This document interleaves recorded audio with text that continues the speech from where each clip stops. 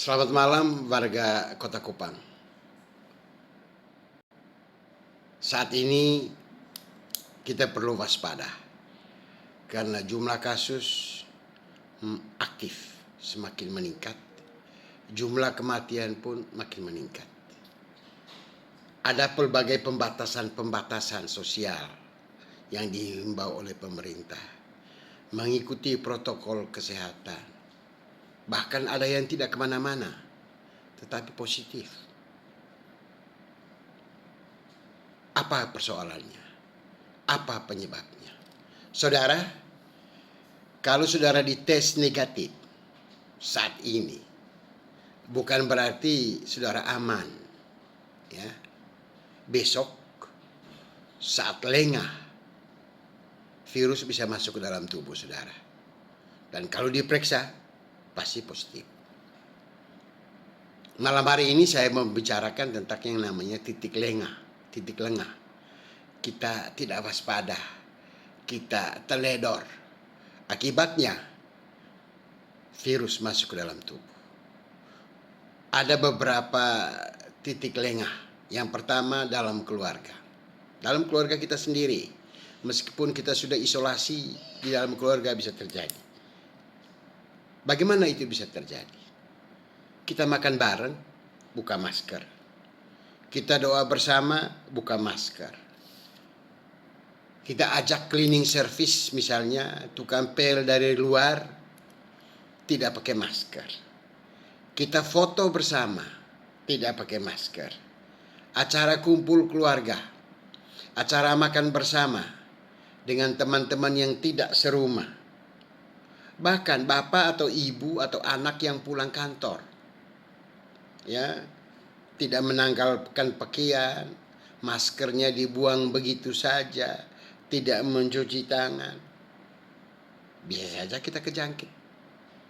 Acara arisan, atau ibu-ibu beli sayur atau ikan dari pedagang keliling yang kebetulan dia tidak memenuhi protokol kesehatan, atau dia OTG. Dan dalam rumah sendiri, anak-anak bermain di halaman dengan teman-temannya yang mungkin OTG. Yang kedua, kita harus curiga dengan aktivitas sehari-hari. Ya, kembali kita makan bareng dengan teman-teman. Kita olahraga bersama, ya, di mall, di eskalator, ya, naik bemo, naik ojek, antri di kasir, di bank, bahkan di toilet umum. Ini kesempatan virus masuk ke dalam tubuh. Yang ketiga, dalam lingkungan sosial. Bagaimana? Sekali lagi, pesta-pesta. Karena itu, kita akan mengeluarkan himbauan untuk menghentikan pesta. Karena terbukti pesta. Pulang dari daerah-daerah yang terinfeksi. Banyak sekali pelaku perjalanan. Pulang dari Jawa, pulang dari Bali, sampai sini tes positif. Mungkin pada saat dia mau naik pesawat, itu masih negatif. Ya. Acara pemakaman. Ya. Tidak sadar kita sedih, kita hadir acara pemakaman. Saat itu kita berkerumun dengan semua orang. Atau di lingkungan kos, asrama, kita lengah. Ah, teman biasa, teman satu kos, masa? Jangan. Kita lengah pada saat itu. Atau dalam rumah kita memakai alat-alat pribadi yang sama. Pakai handuk bersama barangkali secara tidak sadar. Sendok, piring, gelas, bisa saja, ya. Kita menerima tamu di rumah atau di kantor, dan orang itu kebetulan tidak memenuhi protokol kesehatan. Di dalam mobil keluarga, satu keluarga, dianggap ahli, kita kan satu keluarga, jadi tidak pakai masker. Saudara-saudara, Saudara bisa mengambil kesimpulan bahwa segala-galanya kok dilarang. Segala-galanya dibatasi. Lalu kita bagaimana hidup di tengah masyarakat? Apakah kita begini terus? Saya tegaskan, saudara, yang itu semua tidak dilarang. Saudara hidup dengan bebas, hidup dengan bahagia, tetapi itu ada tetapinya. Jangan lupa 3M. Itulah yang kita sebut sebagai protokol kesehatan. Ya. Memakai masker, ya jelas kita harus memakai masker. Mungkin di masker itu saudara pakai minyak kayu putih. Saya tidak mempromosi, ya, tapi pakailah minyak kayu putih, dioles di tisu, ya, ditaruh. Boleh, saudara boleh pakai, ya. Ya. Saya jujur tiap hari pasti pakai itu. Ada yang bilang minum, silakan, tidak ada yang larang. Tapi yang jelas saudara memakai masker. Yang kedua, hand sanitizer, ya kan, cuci tangan, pakailah hand sanitizer.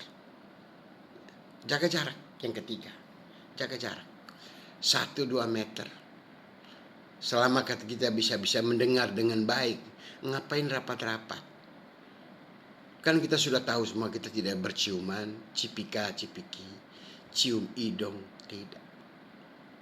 Jadi semua titik-titik lengah tadi itu akan saudara hindari, dan saudara terhindar andai kata saudara mengikuti 3M. Yang terakhir yang paling penting adalah menjaga daya tahan tubuh, menjaga kekebalan tubuh. Kita belum vaksinasi, Pak. Kalau datang vaksinnya pasti kita akan informasikan. Tetapi jaga keseimbangan. Makan, tidur, kerja, istirahat. Itulah yang saudara perlu seimbangkan. Jadi makan secukupnya, ya, tidak berlebihan. Jangan lupa pepatah lama bilang 4G, 4 sehat 5 sempurna. Coba saudara perhatikan. Ya, bukan untuk sekenyang-kenyangnya, tapi daya tahan tubuh kita itu diperoleh dari gizi. Yang kedua, jaga kebersihan. Ya, kita perlu jaga kebersihan. Dan yang ketiga, saya kira yang paling penting, menghindari stres. Menghindari stres. Nah, ada banyak metode bagaimana supaya hormon-hormon kesenangan itu akan muncul dalam tubuh saudara. Mungkin sederhana. Saudara ikuti saya, kita gosok tangannya sampai panas. Ya, terus sampai terasa panas, sampai panas. Sudah itu saudara elus dada, elus dada. Ya, saya tidak mau menjelaskan secara teorinya kenapa, tetapi di belakang tulang dada saudara itu ada kelenjar yang namanya timus. Timus inilah yang hormon yang bertanggung jawab terhadap mengantisipasi stres. Sekali lagi, coba sama-sama ikut dengan saya begini, sampai panas, ya, sampai panas, saudara elus dada. Kalau saudara tidak mau elus-elus, ya diketuk-ketuk begini saja, ya. Daya tahan tubuh saudara jadi baik. Saudara, apapun, saudara perlu berharap dan pasrah pada Sang Pencipta. Orang bilang ora et labora, berdoalah. Karena dengan berdoa, saudara merasa lega. Beban hidup saudara jadi ringan. Dan seperti Tuhan mengatakan, mintalah, maka kamu akan diberi. Tuhan memberkati. Selamat mencoba. Sekali lagi, jangan lengah. Jangan lengah karena virus berada di sekitar kita semua.